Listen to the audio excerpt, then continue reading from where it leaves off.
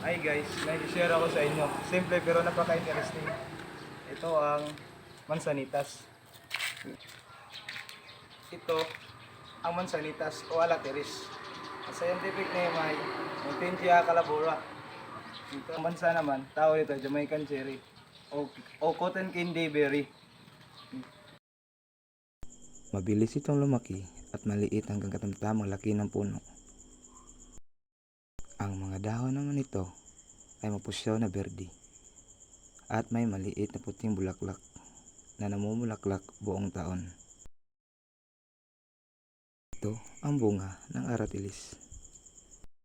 Maliit lang na pulang berry na sobrang tamis, parang candy. Kaya gustong gusto ito ng mga bata. Pwede itong kainin ng hilaw o gawing jam. Pero alam nyo ba, hindi lang ito masarap, marami rin itong gamit sa komunidad.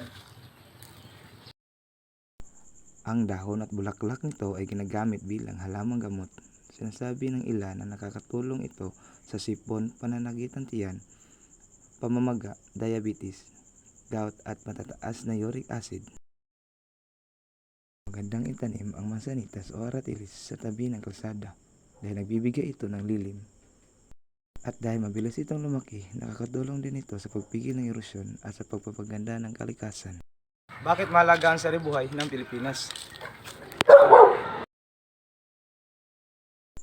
Mahalaga ang saribuhay o biodiversity ng Pilipinas dahil ito ang nagpapanatili ng buhay at balanse sa kalikasan. Nagbibigay ng pagkain at kabuhayan sa milyong-milyong Pilipino at nas na proteksyon laban sa mga kalamidad tulad ng baha at bagyo.